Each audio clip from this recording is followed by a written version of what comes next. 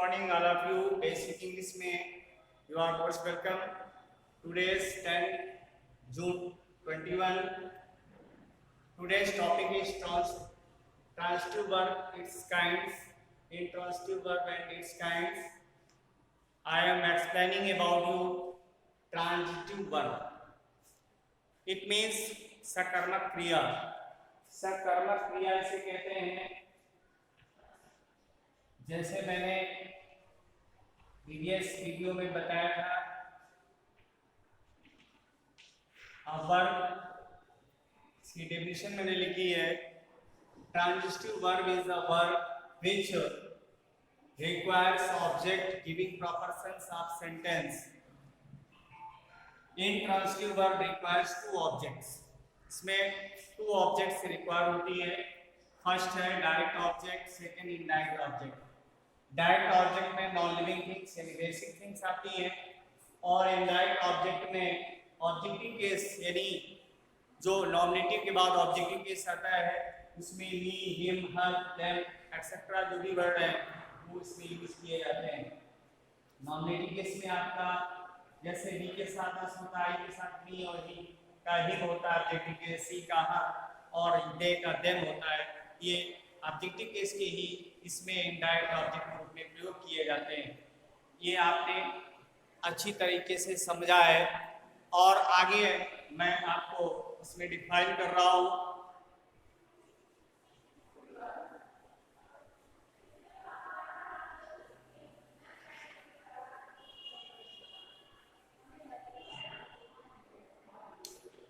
Verb को जैसे बांटा गया था, मेन वर्ब,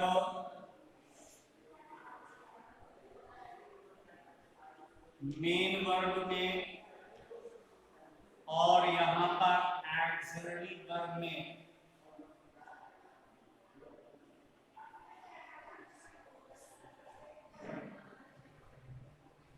एक्सिलरी वर्ब में इसमें डिवाइड किया गया था, मेन वर्ब में डिवाइड किया गया था. तो मेन वर्ब भी आपका इसमें कई पार्ट इसके हो जाते हैं. मेन वर्ब में आपका ट्रांजिटिव और इनट्रांजिटिव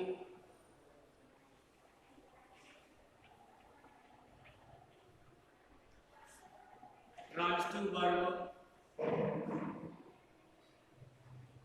ये मेन वर्ब है और ये आपका प्राइमरी वर्ब है. प्राइमरी वर्ब और मेन वर्ब दो होते हैं.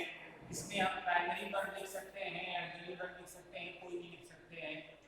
प्राइमरी वर्ब, तो प्राइमरी वर्ब यानी यही आपका ऑक्सिलरी वर्ब और लिंकिंग वर्ब हो जाता है. ऑक्सिलरी वर्ब हो जाएगा, ये लिंकिंग वर्ब हो जाएगा, इसे हेल्पिंग वर्ब भी कहते हैं. तो ये डिवाइड हो जाता है आपका प्राइमरी वर्ब किसने उसमें होता है. इसके बारे में मैंने बताया था आपको.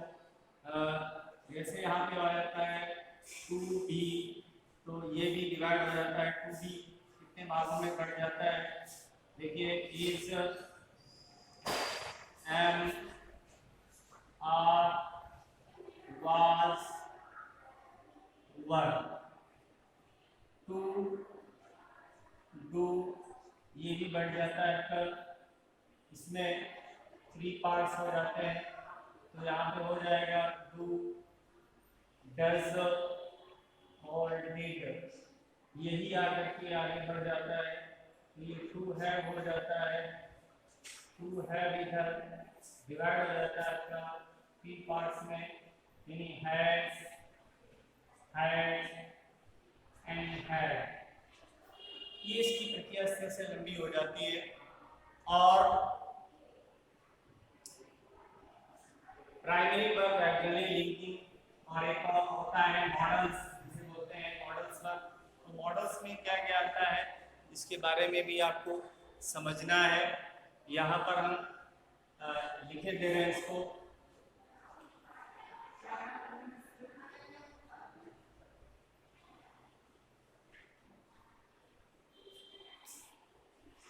ये ट्रांजिटिव वर्ब भी आपका इसमें कई इसमें पार्ट हो जाते हैं, मैंने बताया था आपको। जैसे फिनिट वर्ब है, फिनिट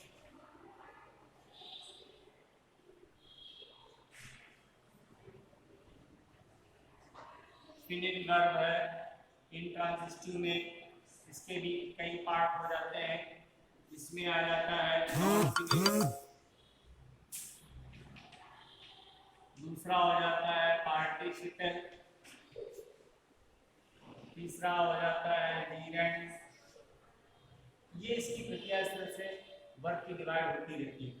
ये आपको आगे फिनिट वर्ब भी वर्ब के फॉर्म के आधार पर चेंज होता है, टेंस और पर्सन उसके अनुसार चेंज होता है। इसमें हम जो है फर्स्ट फॉर्म लिखते हैं, मेन वर्ब की फर्स्ट फॉर्म यानी एमडी शॉर्ट में लिख देते हैं, एमडी सेकंड लिखते हैं, एमडी थर्ड फॉर्म लिखते हैं, एमडी फोर्थ हो जाता है और लास्ट में जाकर के एमडी फिफ्थ हो जाता है। तो इसके 5 फॉर्म हो जाते हैं। ये आपका फिनिट वर्ब हो जाता है। इसमें फिनिट वर्ब जब ये आगे आगे बढ़ता है तो ये टेंस के आधार पर डिवाइड हो जाता है। टेंस के आधार पर जब वर्ब डिवाइड हो जाता है तो ये हो जाता है प्रेजेंट, पास्ट, फ्यूचर, यानी प्रेजेंट टेंस और पास्ट टेंस और फ्यूचर टेंस में ये डिवाइड हो जाता है। ये आपको ध्यान देना है, ठीक है। अब आगे इसी प्राइमरी वर्ब में जो मैंने बताया भी आपको, प्राइमरी वर्ब का क्या प्रोसेस है इसको बात थोड़ा सा समझ लें। Primary verb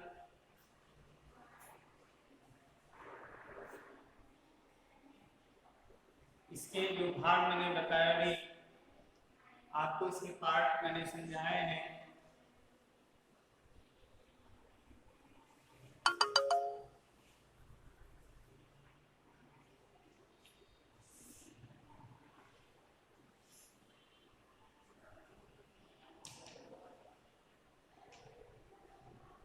Auxiliary and modals। Auxiliaries में आपने इसके 3 पार्ट्स आपने पढ़े हैं, यानी to be, to do, to have. इसके भी 3 पार्ट्स हो गए हैं। इसमें is, am, are, was, were. To do के भी इसमें भी 3 पार्ट्स हो गए हैं, यानी डू, डज और डिड। टू हैव यहाँ पर 3 पार्ट्स में डिवाइड हो रहा है। इसमें हम हैज, हैड और हैड के रूप में पढ़ते हैं, समझते हैं, ठीक है। तो ये इसका ऑक्सिलरी वर्ब है। और मॉडल्स क्या हो जाता है इसको समझना है आपको। मॉडल्स में जो है वो क्या हो जाती है यहाँ पर, will, would, shall, should, may, might। इसमें और भी वर्ब हैं मॉडल्स में, उसमें आपको मैं यहाँ पर का डिटेल बता रहा हूँ। मॉडल्स में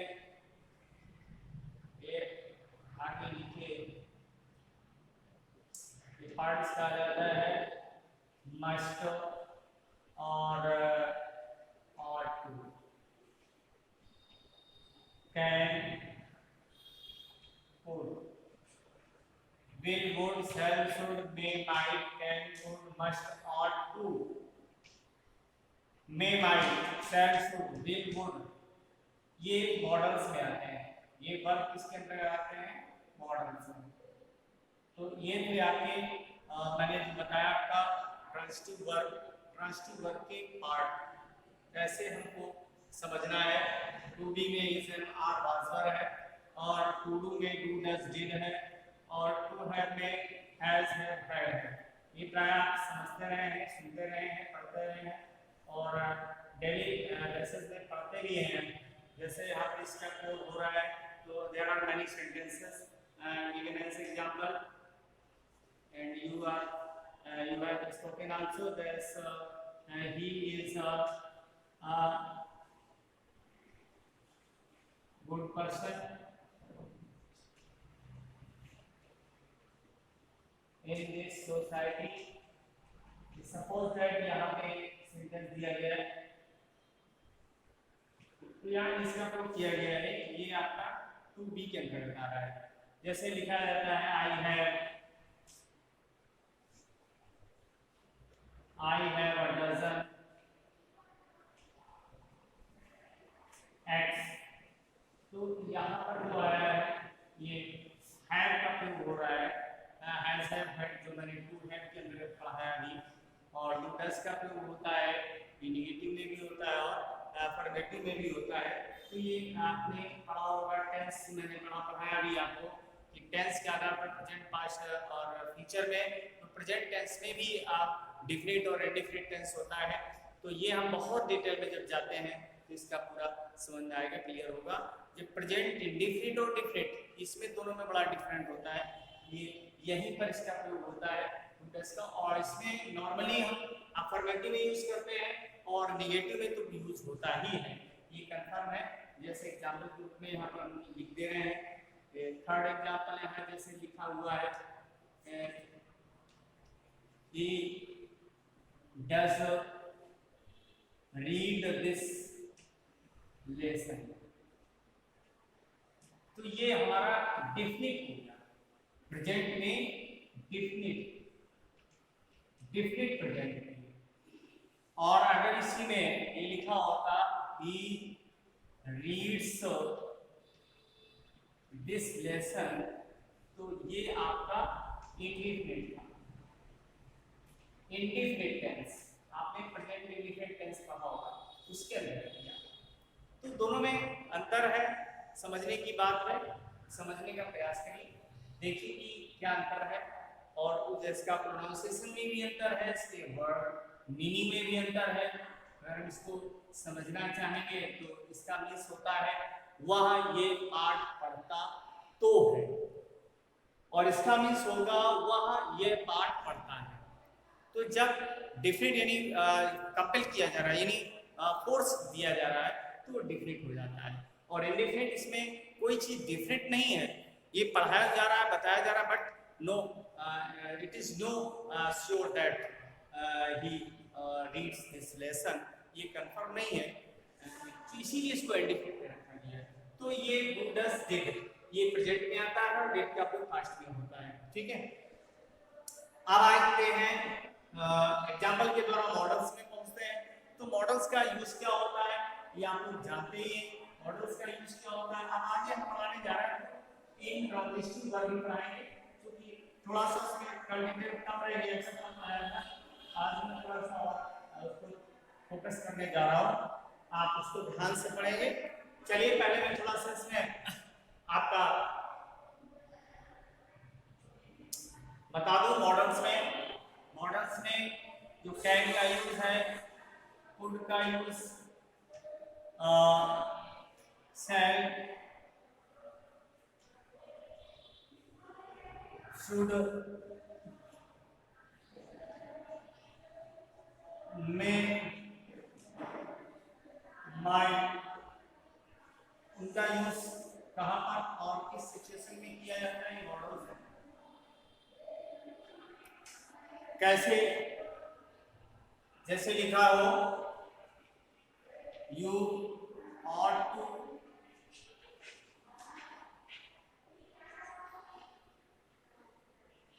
respect our national anthem। तो ये शायद सभी लोग समझ गए होंगे। हमें आपको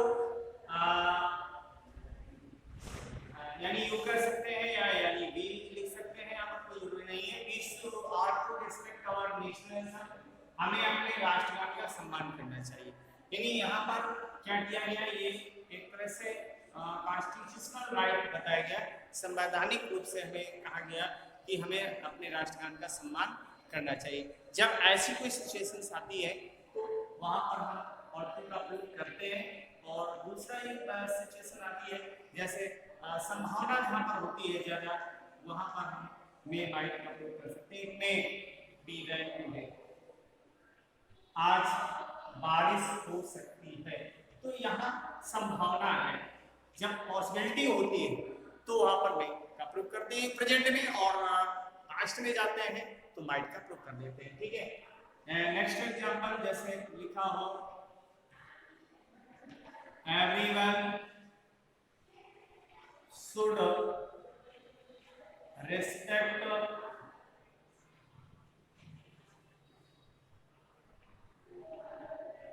his parents, यानी प्रत्येक व्यक्ति को अपने माता पिता का सम्मान करना चाहिए। तो यहाँ his parents लिखा है everyone के लिए। ठीक है, everyone के लिए यहाँ पॉसेसिव केसेस का प्रयोग किया गया और यहाँ should का प्रयोग किया गया। ये मॉडल्स है, इसमें ये मॉडल्स है, इसमें ये मॉडल्स है। ठीक है, तो ये हमें according to sense of the sentence प्रयोग करने होते हैं।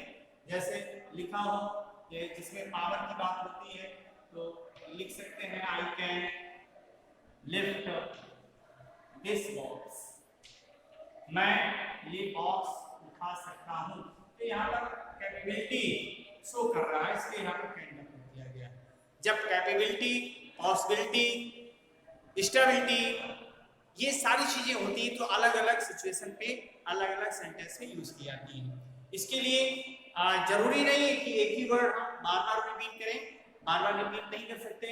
और इसके लिए हमें समझना बहुत जरूरी होता है कि कौन सा वर्ड कहाँ पर सुटेबल है, किसमें यूज होगा।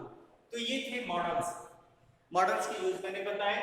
अब थोड़ा सा मैं आपको फोकस कर रहा हूँ इन ट्रांजिटिव वर्ब पर। ठीक है, तो इसकी डेफिनेशन लिख लीजिए। इन transitive verb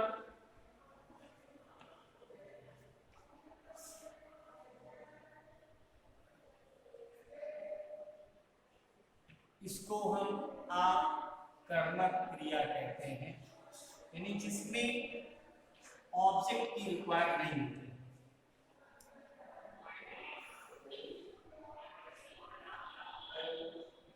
And in transitive verb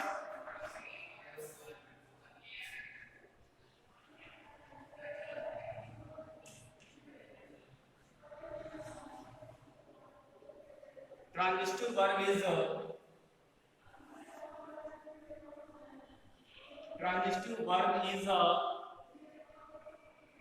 verb which denotes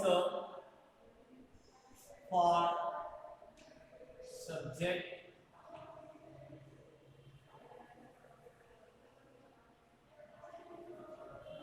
denotes ला करके यहाँ पे लिखेंगे which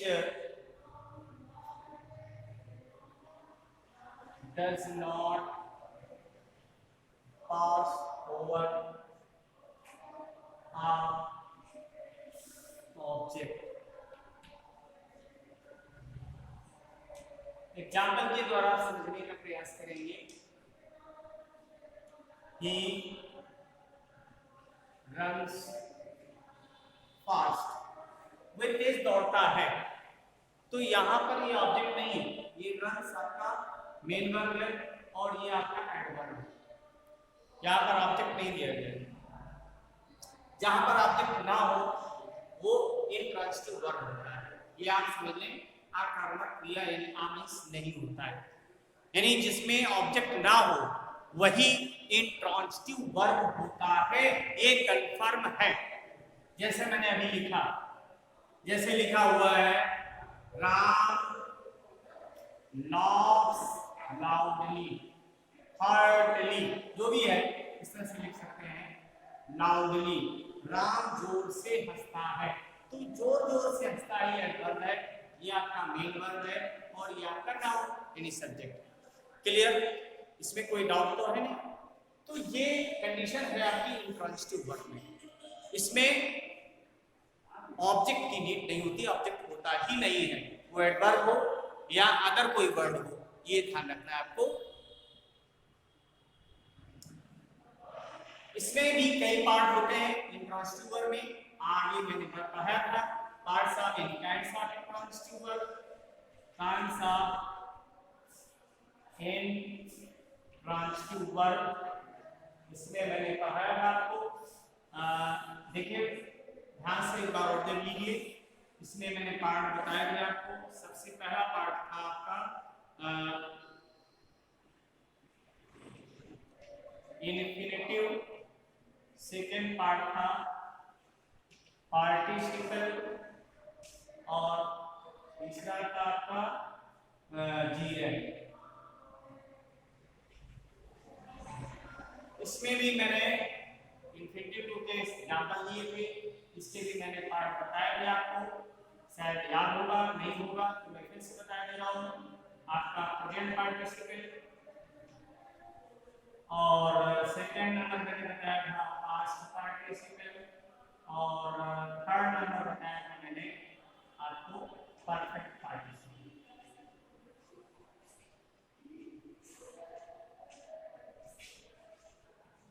तो ये थे इसके पार्ट। आगे जो है इसी में और पढ़ाएंगे और इसका डिटेल पढ़ाएंगे। बहुत सारा कुछ इसमें है जो समझने योग्य है, बेसिक इंग्लिश के लिए बहुत मायने रखता है। Thank you all of you. Next video में नेक्स्ट टॉपिक पढ़ाएंगे।